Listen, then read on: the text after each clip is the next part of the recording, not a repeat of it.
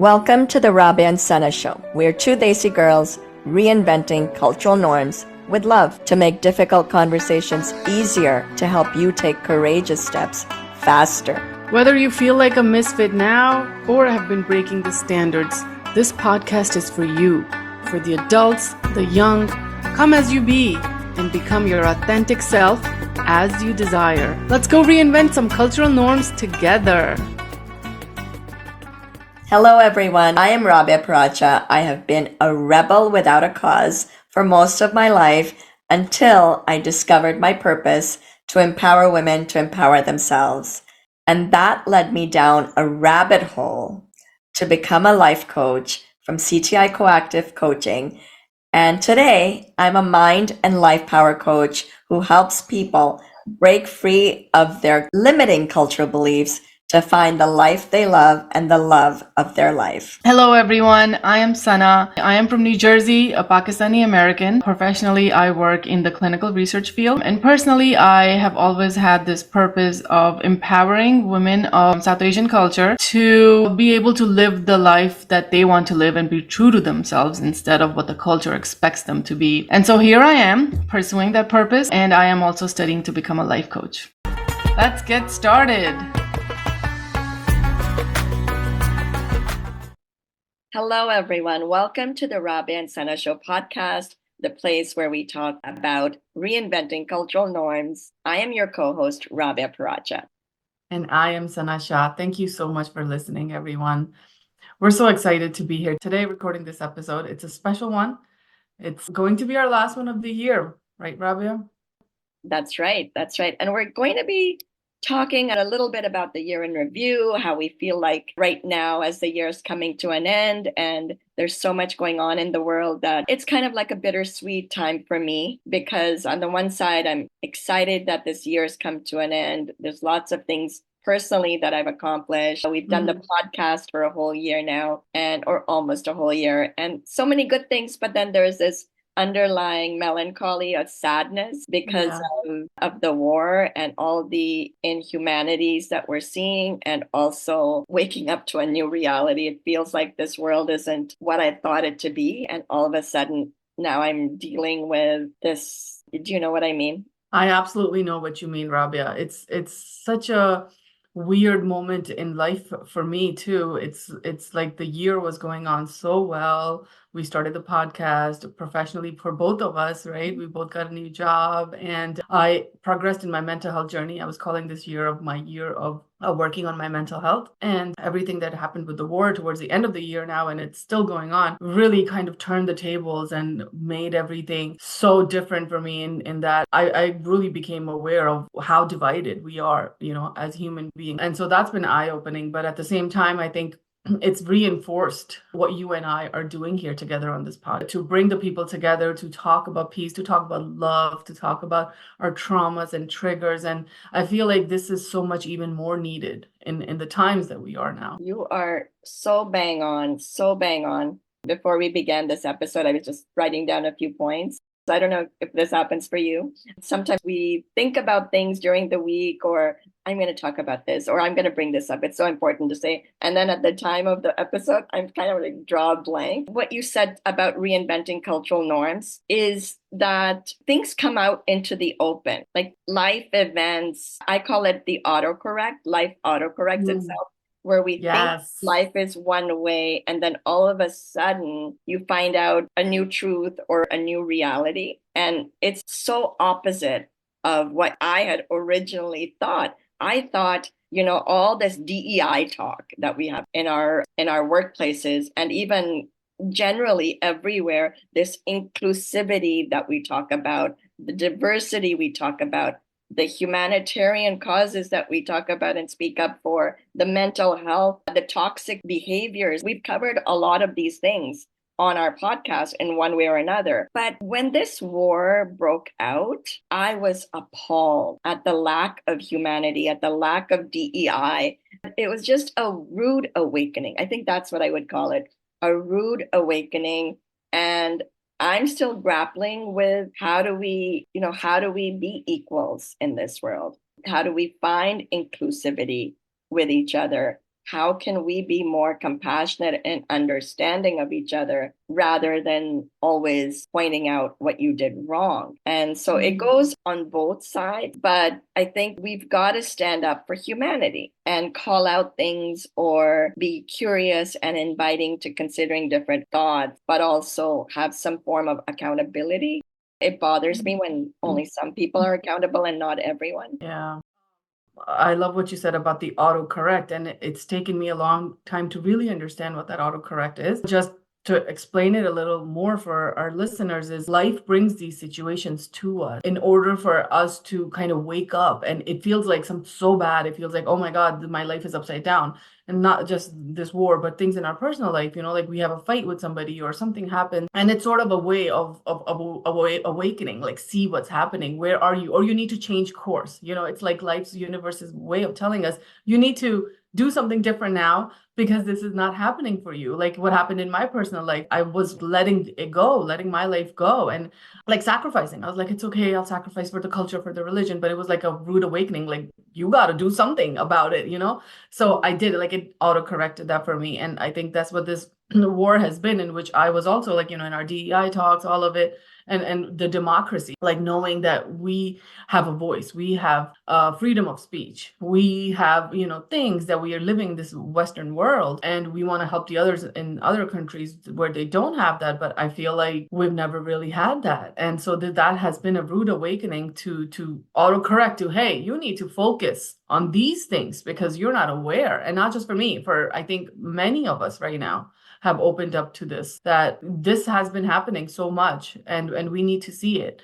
And it's about, all of us are the same. I feel like if anyone has done something bad in their lives, which criminals and things like that, everyone does, right? They still don't deserve to die. They still don't deserve to be treated badly. There's other ways around it. There's jails, there's things like that, right? No one deserves to die. No one deserves to be starved or getting their freedom taken away. Freedom is the biggest human right, in my opinion. And we have to fight for freedom in this day and age in 2023. You're so right. Understanding that every human being has a baseline of human rights. It's not a privilege to have freedom. It's a basic right. Yes. And I think that we have to remember this. And it's sad. I'm heartbroken when freedom is only for a few, not for all. When labeling is done inaccurately and outright manipulatively, where the conversations are not fair and level. It's not a level playing field that we're living in. Like I have a right to take away the freedom from someone because I don't believe that we can say, oh, genocide is acceptable because, yeah. Or occupation is acceptable because I have the right to live in a certain place because. Yes. But I believe that everyone has a right to live in a land. And, I think the Jewish community definitely deserves to live in a land of their own, but not be justified to live there by killing. Like, I think that that's important, that where do you draw the line to have what you want? Two wrongs do not make a right. This is something that I've always said. I condemn all violence. I think there has to be a non-violent resolution to problems that are created in this manner, because war is never the solution. There are no winners in war. Absolutely. We all know that. Yeah. I feel like we need to kind of put this disclaimer out to Rabia that you and I are both born Muslims, right? And it's probably thought naturally that we are both going to be biased towards Muslims. But, our podcasts, our episodes have all been about pointing out the things that are not the best in our Muslim culture, in our Pakistani South Asian culture, and we both working together to fix it, or to like raise awareness towards it, provide support for the people who also feel like these things are not right. And at the same time, in this cause or in this issue, we have talked about how we don't want to take sides, or in the sense that we are for humanity, right? And it's not that we are saying something for Palestinians because we are Muslims, right? To me, at the end of the day, it's not even a religion issue. It's not. It's a human issue. It's human life. It's freedom, which is for every single human being. It has nothing to do with religion in my eyes. And I think that's where the religion is coming in so much, right? And the labels of that Muslims are terrorists, dehumanizing and making it okay. So that, like you're saying, because, when people see these people as less of a human, it's okay to kill them in that sense. But there's no such thing as less of a human ever. Are all the same, and we all should be getting the same treatment. And so the double standards by the politicians, by the leaders, has been, I guess, I had my trust in a lot of the leaders, and I feel like that's been broken. And like it begs the question, right? It begs the question, what now? How do we move forward? How do we rebuild trust now that things are out in the open? How do we reconcile with this? How do we find peace in this time? How do we connect or reconnect with our values and start trusting each other again? And I think that, like, I'll go back to what I said earlier, is for me, accountability is so important. And I think a lot of these things which are normalized, I think it's about time, and the things that have been happening historically, things need to change. The world has to evolve. Like things like war, in my opinion, war is never an answer. Violence is never an answer to any sort of a disagreement. Like we talked about, agree to disagree, and like we've talked about the disagreement issue so many times. And I feel like war should never be normalized. Like it's been centuries we have been fighting over land and religion as human beings, and war. There's laws for wars. Why is war even there? Like why can't you sit down and talk and figure out a solution which is equally fair to all parties? Right. And you know what? It's going to come to that place. From my understanding of life, it's cyclical. There is a cycle. And there's so many layers of in this conversation. So one of the layers that we often communicate on this podcast is about recognizing the problems and creating solutions for it, which means that we have to reinvent things because of what we've learned. Yeah. So I think sometimes I'm gonna be quite blatantly honest, is I can't believe how stupid sometimes smart people are, because we know that it's a cycle. Exactly. We know where the mistakes were made. We know that war doesn't create solutions. We know that there are rules and laws to follow. This isn't anything that is not a known. This is all knowledge. Now, when we start manipulating the truth and the knowledge, that's where I have a problem. My main problem today is that we're not allowed our freedom of speech and expression because of the manipulation. And we don't live in a democratic world anymore.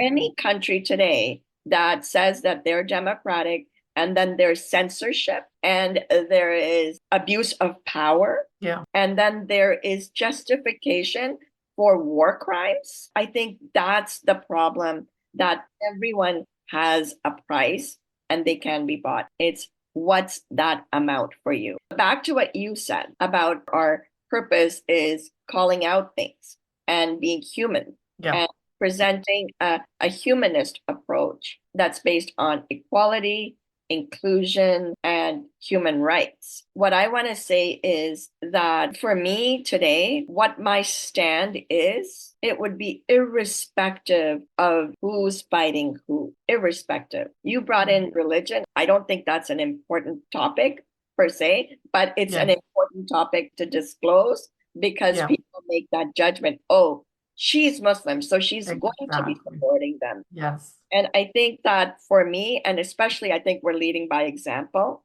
and I think it's fair to assume so, because for the last year we've been hosting this podcast where we're calling out our own culture, and we're calling out our own religion. So here I am, and I am not supporting anyone. I'm supporting humanity. Humanity may point to one side because of the brutality of the inhumanity. Yeah. Absolutely. I think it's really important to point that out so that's clear. One of the things that we are doing to promote our cause is we're doing a peace vigil, which is going to be an online event. And we're going to gather people from all faiths, all religions, different nationalities.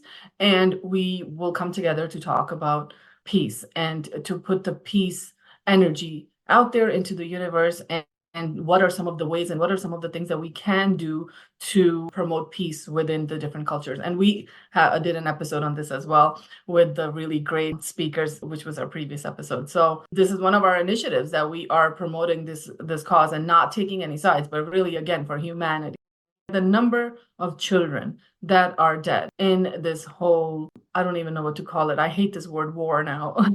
Conflict, it's like, how can kids go through that? And now it's next level of inhumanity, right? In Gaza, no food, cold, there's no shelter for them, there's no houses, they're displaced, there's a small area of land where millions of people are in there, and it's gonna lead to looting or things like that. And it's just, how can we humans do this to each other? Like, how can humans do this to each other? I just look back in terms of how we talk about reinventing cultural norms, and it happens on a small scale in our homes, meaning not to this gravity. And I want to make this analogy. Anytime I talked about these abuses with my Western colleagues or Western friends or non-South Asian community, they'd be like, oh my God, how can you put up with that? How can you allow that? You need to do something. And the hypocrisy is that the same things are happening and the same people are saying, shut up, don't say anything, you're wrong. I know somebody who is in the legal profession, a lawyer, a female lawyer. This is something that she told me. She said that she was in a meeting where exactly what I've just described, where it was promoted and encouraged to stand up for yourself when there's abuse. And then post this event, post October 7th, when she used her voice, she was shut down. So pre-event, she was encouraged. Post-event, she was discouraged.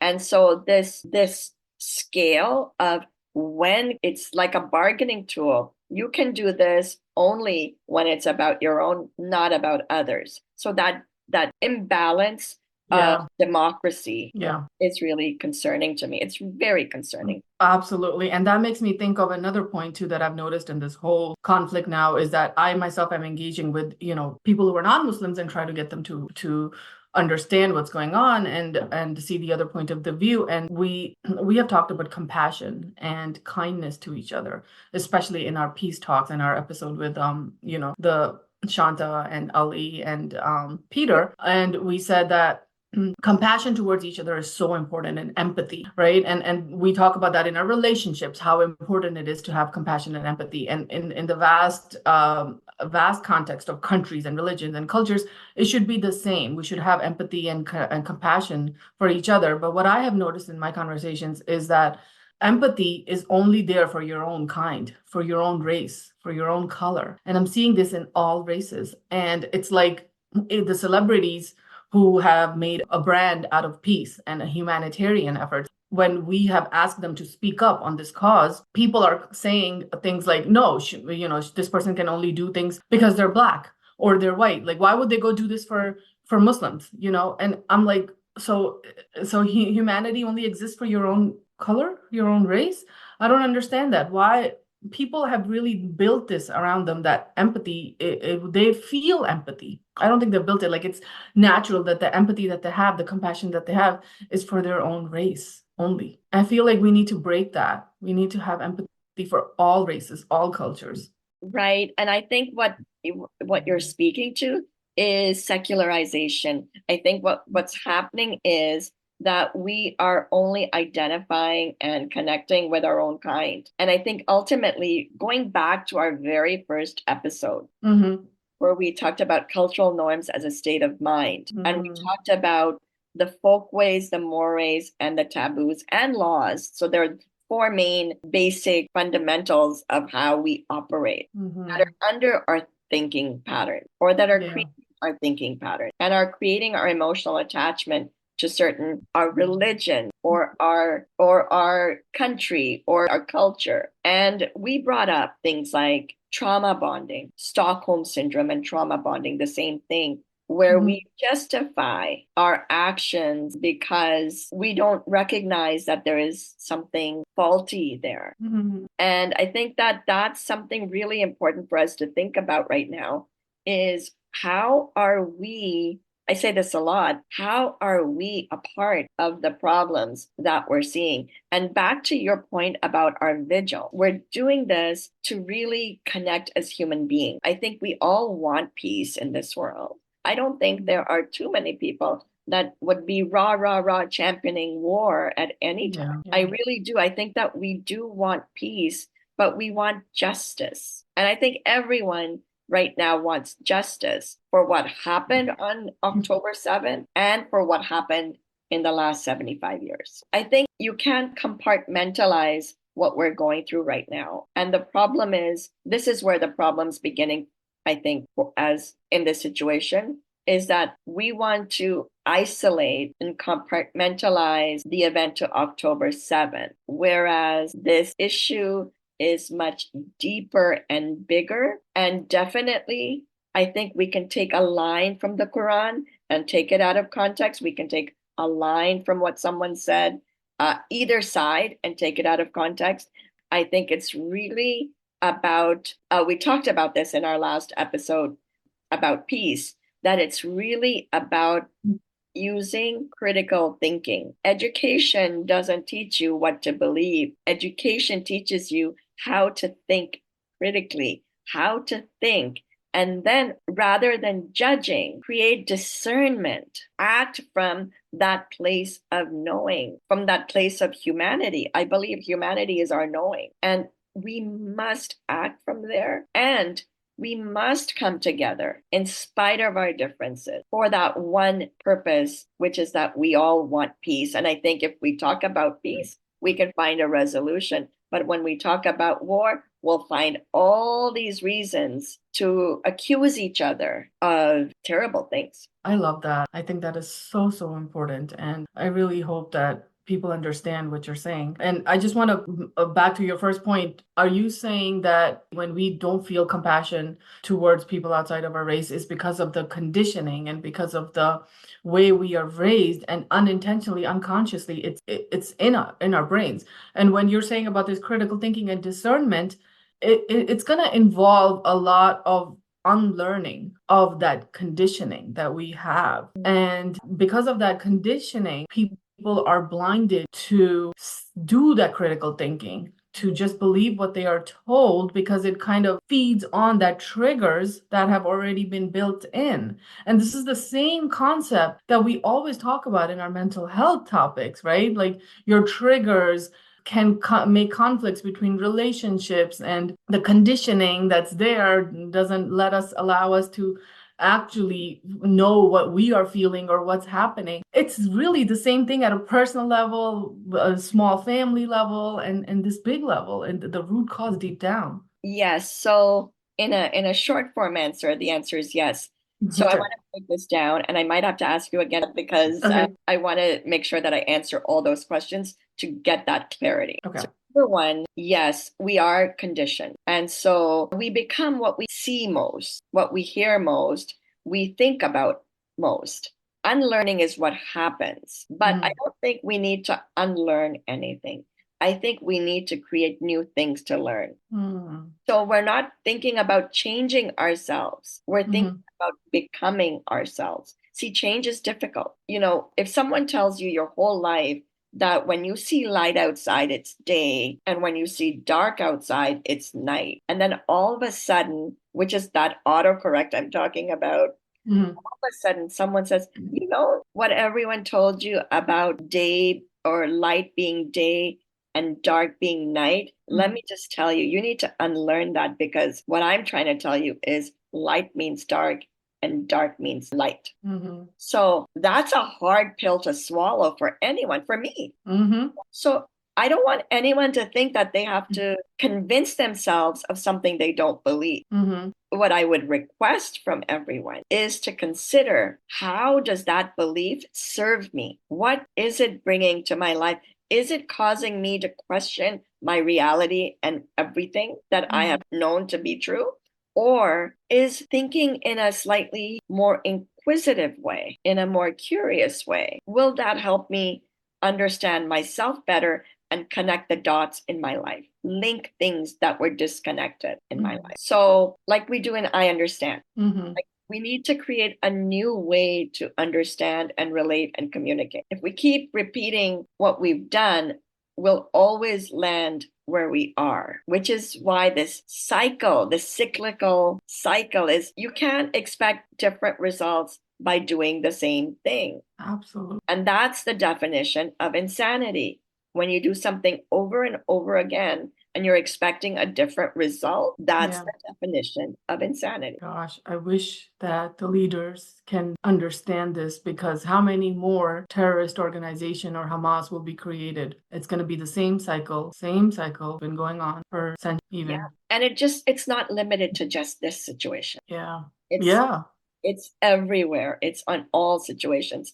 And so, was there another question? I know that there were a few questions in there. I want to invite a new way of thinking versus buying propaganda, right? I think this is an important topic to cover, and maybe we need to do an episode on propaganda, what it is, what it looks like, how we're buying into it, Yeah. and how to reconnect with what we want, which is humanity, which is peace, which is harmony. And so propaganda takes us away from that. It feeds our fear. It makes us more judgmental. Yeah.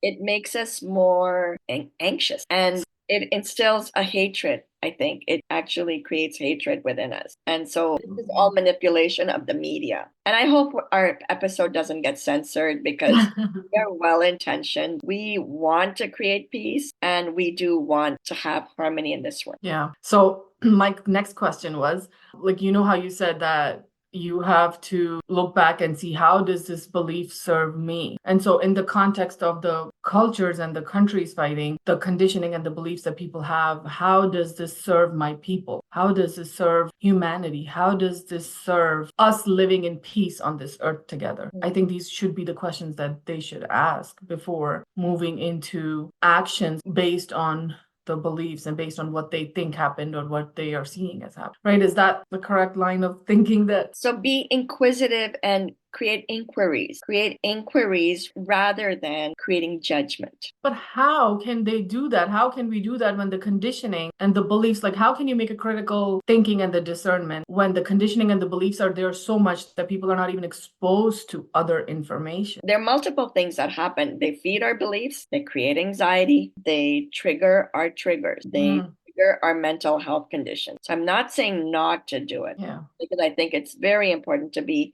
well informed, and it's important to know the truth. And Yeah. when we see pictures, when we see images from everywhere of innocent lives being impacted by this atrocity, So bad. that's important, but how much of that are we consuming? So consumption is important. And also realizing critical thinking is about asking questions rather than making conclusions, rather than creating that verdict. And sadly, sometimes we have to own the truth. And I say sadly is because facts can't be disputed and they can't be denied. So they must be accepted. And the problem is today that if you can't talk about the facts, then I can't talk about opinions. But what I can talk about is how you feel.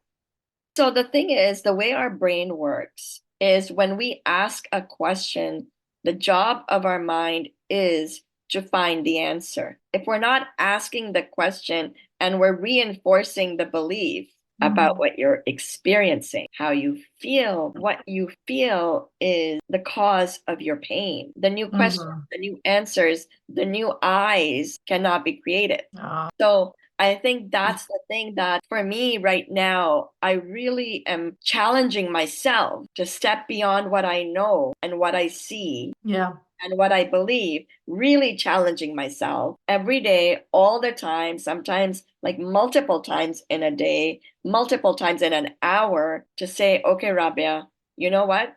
You're going down that rabbit hole that's going to get you nothing but more anxiety. Scrolling on social media. I'm guilty of, not I as in me, or that, yes, they are guilty of committing this crime and they should be held accountable. And that the other side is guilty of this crime and they should also be held accountable. So that then we are talking from a level playing field when two parties are accountable for their actions, but to understand why someone would resort to that, to be seen and heard, to be acknowledged as a human being. And I'm talking about my life. I'm not talking about this war. But it's really the same, like the basic concept, right? I think that's so beautiful what you said about the questions, asking the questions and curiosity. And we said this in our peace episode too with our guests. And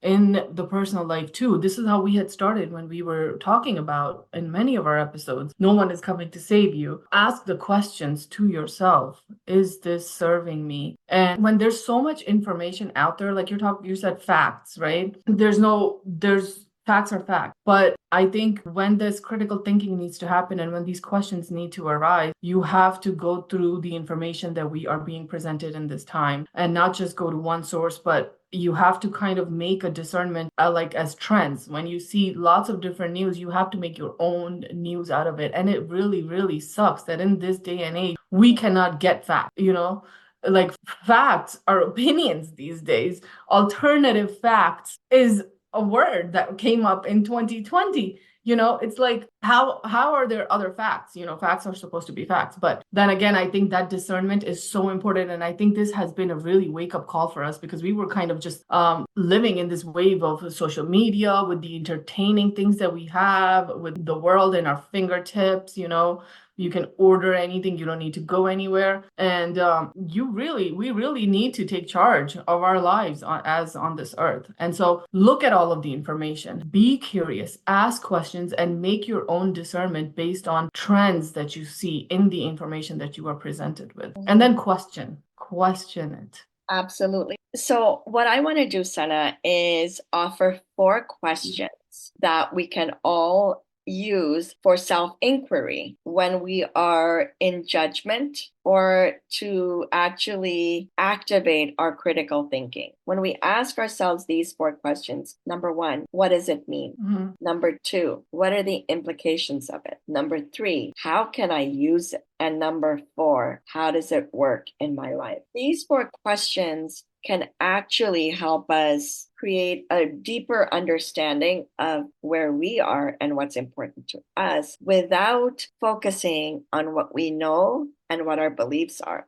To debunk and to recreate new ways of thinking, we've got to start asking different questions. I love that. And I think what I have learned in my meditation that I'm learning these days to do is these questions. It's good to ask them when you are in a state of peace within yourself and you kind of calm down your brain. And then you ask yourself these questions. And I don't think that even you need to answer them, right? Is that right? Answer them, but you got to just start thinking about it. So, in terms of when to ask these questions, what I say to my clients or recommend is that multiple times a day, ask yourself, what am I feeling? What am I thinking? Awareness is the first key. Finding peace sometimes is hard to do, and we might have to work a lot to do it. So it's cutting off certain ways of our thinking already, the patterns that we have. So randomly and unexpectedly during your day, ask yourself, what am I thinking? What am I feeling? In either order, you can ask yourself, what am I feeling? And what am I thinking? So that way you start becoming aware of where your mind space is, because 97% of what we do, I believe, is unconscious. So it's bringing that unconscious, making that unconscious conscious first. And of course, simultaneously, do that inner work, do the meditation, do the calming of your emotional mind and feeding that calmness within. So these Yeah. things happen in parallels. It's not one or the other, it's both. Okay. Okay. And breaking it down in terms of cutting it into 4 times a day. In the beginning, I used to put it into my calendar so that I would start doing this, because creating these new habits, we need to use the tools that will help us create these habits. So that's number one. Number two is take that one question on one topic and Mhm. think about it for 5 minutes over and over again. You might want to start with 1 minute or 2 minutes, because 5 minutes seems like a long time, let me tell you. And contemplation, which is what this is the oldest form of meditation. It's to think about one thought to the exclusion of all other thoughts. Yeah. And that's the oldest form of meditation, because when we are sitting in meditation and trying to calm our mind, we're thinking Mm. about one thing to calm our mind. And we're Yeah. doing it for a prolonged period of time. So you can take one thought to the exclusion of all other thoughts and just repeat it. What am I thinking right now? What am I thinking right now? What am I thinking right now? Or how does this serve me? How does this serve me? How did this serve Mm. me? And you open up the pathways in your mind. Allow Mm. your neurobiology to work with you and let Mm. the answers come to you. Don't Mm. force the answers. That's the key too. Don't force. Because when we force the answers, Sana, you know what happens? We answer them with the knowledge we have. It's really important how to create new pathways in our mind so that we're not repeating patterns. We're not creating a looping experience. You can practice critical thinking by asking the right questions first within yourself. All about the preparation. If you're not prepared to think and see something a different way, then how can you expect anyone else to? That's Anyway, this in itself can be a very long episode. I'm going to be doing this, Rabia, a lot as now we are winding down the year and I do have some time off of work. I think the important thing for people to know here is that, our lives are very busy, right? We are living in a life where everyone is so busy, busy, busy. And the time, this time of doing these activities on yourself, like 5 minutes, you're saying, of asking these questions to yourself, you put an alarm on your phone and you go do these things, even if you don't take the 5 minutes, but these few minutes that you will take to do the work on yourself, this is actually going to buy you more time. And I was the biggest person who would always say, I'll do it later, I'll do it tomorrow, I will do it next weekend or something, because I'm so busy, right? We all are busy. And now that I have started to do these things, I've actually started to work smarter in a way. And that, like, I have more time, I have bought myself more time by doing these practices, because my brain is a little bit more focused, so there's no much wasting time going on. And when you are asking these questions to yourself, you are able to point your efforts towards what you want to do. And so, like, this whole thing with the war has been created so much anxiety inside of me. And I was just telling you before we started doing this episode that I couldn't sleep last night. And I think a lot of us are in that situation where it's sort of a PTSD for us, the images we see, the anxiety and everything like that. And so I really want to encourage everyone to take these few minutes of your day to do this for yourself. And especially now in the holiday times, we're supposed to be with our families. We usually enjoy this time of the year with our time off of work and everything, but it's really doesn't feel like that for me this year at all, with so much brutality going on in another part of the world. But what does also bring me peace by doing these things, and another saying is a serenity prayer. I don't know if you know that or not, Rabia, but know the things that you Change what you cannot change, know what you can change, the wisdom to differentiate between the two. And so I've come to conclusion that I can only do what I can do. I cannot change what I cannot change. And I need to continue to work on myself and do what I can and take care of my own mental health as well. And be a part of a solution. I think this is what my friend said that to me too. We all should not be part of the problem. We have to try to be part of the solution. Absolutely. And in order to be a part of the solution, we've got to see where we are a part of the problem. Mm. And once we recognize and take responsibility, which is the hardest thing, solutions without responsibility, it's temporary. Solutions, taking responsibility and holding yourself accountable. And I think one thing about accountability, which I really want to emphasize and stress today as we wind down, is that taking responsibility is not blaming yourself. When you take responsibility you free yourself of the blame. You become the master of your life. You don't become a servant of your flaws. You become a master of your life. Knowledge is power, my friends, but using your knowledge creates transformations. And discernment and judgment. Discernment is knowing, but not going into it, not going into the rabbit hole of, oh, you're bad, or judgment. Yes. Judgment is discernment with a negative.